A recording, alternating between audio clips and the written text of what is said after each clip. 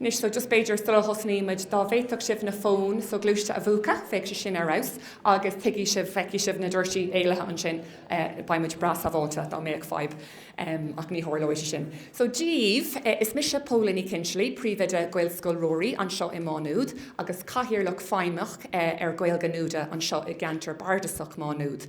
Agus is cúis mór áthis domsa, Fáilte is fethe a chuirh gachtainna an seo aniu, chuig Meitheal Dara fethe trí. Se an ceathrú Meitheal agus tuis Covid se an Dara Meitheal atá dolará aigeráig I seomra go fisicach.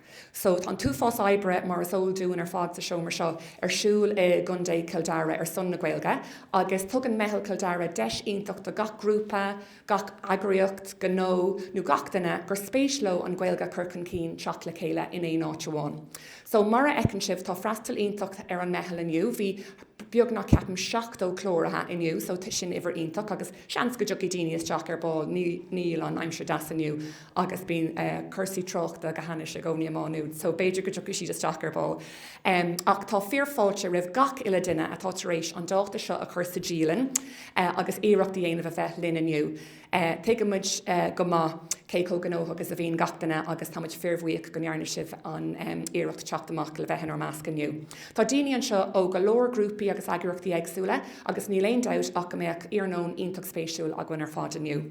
A nuas ar na cainteanna a bhaid ar siúil sa seomra seo aniu, ba cardlanna agsúla ar siúil I gá seomra trasna wen, ba cardlanna do fáistí bunscoile agus cardlanna do daltaí manscoile, tá cardlan alína do fáistí bunscoile ag tosnú inis, agus cardlan rinca ar an seanos le Seán ó Lainsi, agus is é Seán buatóir step an areachtais fethe dó I Gaeilge tá sesin chur an cardlan rinca ar an seanos ar siúlanis do daltaí manscoile, agus ar ball ba cardlan ceol le ceoltas Nuad, agus cardlan le radio na lifa comá. So is iontacht an rud é is ó na póistí agus na daoine óga a eáil ag ghlacha pórta I Meitheal Dara am lína.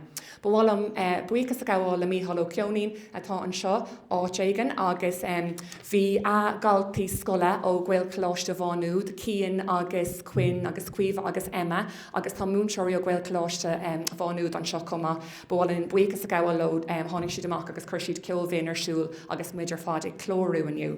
So ná legadí sibh. Agus just go tapaí go gcóirdagus ó chrí le Gaeilge Cláiste Nuad a bhuaí craobh sléip le déanaí comá, so sin deanúach amach. An bhhabúla bus Sarah. And just is cuimh lumsa an céad bheithel in násnaí a fethe, díreach rih an dín glasáil agus spraig sé sin mé go mór le teachtarráis an seo, agus tuairt fhí rud ag an breise chun an Gaeilge Curcan Cín in mucleantar féin, agus dás Gaeilge Nuada is tócha amachchas sin agus tásúlaguin go méid gachtain ag fágáil aniu leis an spraige cinolín céine. So sulla chuirmuid tú leis an Meitheal, ba bhfuil in ceiste chur ormh agus an ceiste tá ann ná, cad lena bhfuil sibh ag súil ón Meitheal inniu.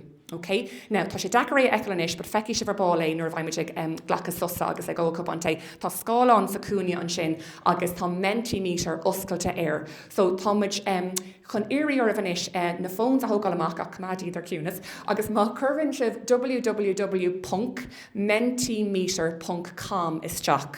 Okay, tá sé anna siimplí, ní duine technúil mé, so anna siimplí. www.mentimeter.com, menti, M-E-N-T-I, meter, M-E-T-E-R.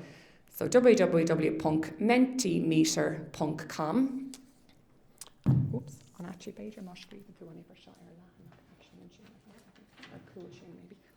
Agus nóir a haon tú isteach an sin, just luragíonn sé cód. So an cód tá sé scríbte ar an scáil an sin, but dar nó bhaoine sibh an eáil. So an cód atá ann ná, tá Sarah chun é scríbn seo freisin 83 a 11 nócha 7 agus a nád a 2.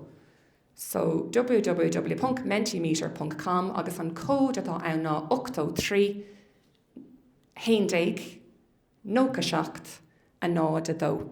Agus an sin tugann sé thu is teach chuig an rud seo. So an ceiste tá ann ná, cad lena bhfuil sibh agsúil ón Meitheal aniu, agus féimi tar bheith buíocht a bhéiteach sibh just cúpla rud a chur isteach an sin.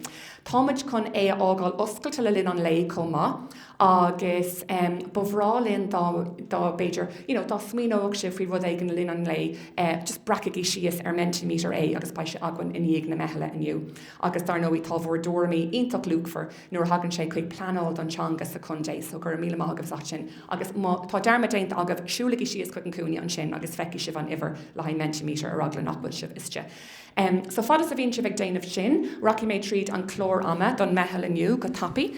Tá sé eici an sin. So just fecinn sibh tá Mishes tóca ar dús an sin táidir go raig go Dara le Gaeilge, an sin ba cur láthair ó Ollscoil Mhaigh Nuad, ba tuairisc ó Comhairle chun dé Dara, tá cainteoir Daran ó rudaí an seo, caithíirlach agus dúrthór Gael cultúr, táidir bís fao sin agus ba go leor le rá aige ar ball, ba susbeag aganne le linn an lei, an sin ba na tuairiscí ó na ceantracha bardasacha ar fad, scéalta gasta réamhthaffaide ba sin na taspáint, an sin ba deis ag na grúpaí play agus le romuid faoi sin ar ball ach tá mé cappa gur chlóric sibh ag an chlóracán agus an sin iní ag a cuaig ba sóláistí ar fáil agus just mar sóil tá pop-up arsúil i Mánuad a Nuacht in O'Neill's.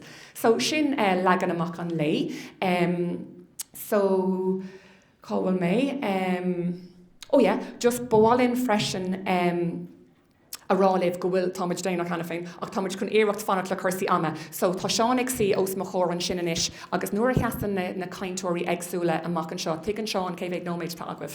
So chuirtí sé an ceann, cén dáthtar an ceann le cuaig nóméid seán, glas. Bui, so nuair ecann sibh an cuarta buí i dul an airde tá cuaig nóméid fáca agah, nuair ecann sibh an ceann ráiste i dul an airde tá gá nóméid fáca agah, agus nuair ecann sibh an ceann deara go dúr an airde caithí sibh críicnú. So tá sé an siimplí sailtí cinálín tráachta a go raon sin, so gur mágad a teán. Agus bháilinn a churanúil díomh comá go bhfuil an Meitheal á hafad aghain tá cruthair sa cúine an sin.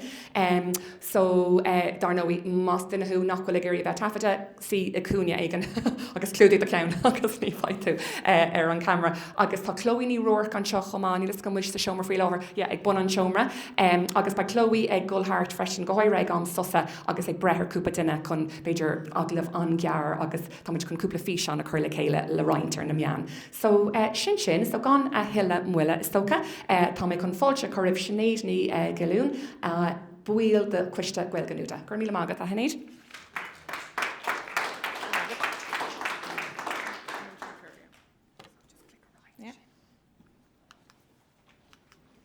Now, ní chumad mé bhád sibh, just enjoying me céhín muid Gaeilge Nuada an grúpa atá gin in Mánuad. Well, now, bunaíú Gaeilge Nuada mí na saona fithe, mar bhéadú ar plán Gaeilge a bhí Dara le Gaeilge. Is grúpa pobalmuid a bhunaíú chun an Gaeilge agus cultúr na Gaeilge a chur chun cín I cheantar bardasach Mánuad. So chuirmid fáilte ribh gacha le duine is cuma cé có lágus fád chuid Gaeilge nó más caintear lífathú.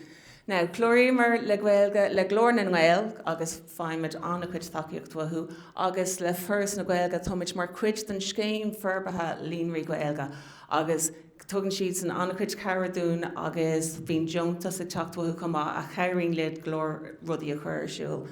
Now, nóir a tháinig le chéile ar dús bhí mar I lár Covid, bhí sé andachar roinnt rudaí a dhéanamh, ach dairigh linn roinnt siúlóid a chuir siúil timpeall an cheantar agus bhí sesiún ceol álan na gcuin cumá fós óscóir an chláiste. Agus bhí sé go hálan go raimar in ann tacht le chéile an lá sin agus na léitheanta sin cé nach raimar in ann búla le chéile mar club. Ach faoi ar a chuirmar an club ar fáil agus búlamuid go 5 nó 6 seachtain. Na rudí a bhín ar siúlagann sa club ná bín rang Gaeilge ar siúl, bín curtal chóra ar siúl agus bín club leabhar. Now an club leabhar is rud ionach simú rud atá ag fás gacha le bhar go bhfuilmuid le chéile, so mar dermid bín muid I géirí fáilte chur ribh aon duine go bhfuil sim acu tacht.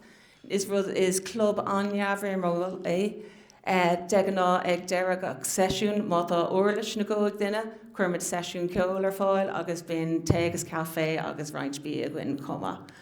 Rudí eile a bhí ar siúil go dtí seo agus súlagann iad a chuir siúil a seo raig, bhí cúpla céilí a gcuin, bhí lá tailig a gcuin a nuirí agus chuirmar go leor cairlan difriúla ar siúil den na páistí súlais na cairlan a tar siúil an seanis cín alína, ceol agus mar sin de. Bhí trán a gceist, bhí an Dara trán a gceist goin I go fórt le Ryan Gaeilge Ulscoil Bhán Nús, bhí sé agan an Deirdaoin Chicate, agus tá Ryan Prab Gaeltacht éis bheith goin comá, agus a rís le ceoltóirí an na hoscoile comá.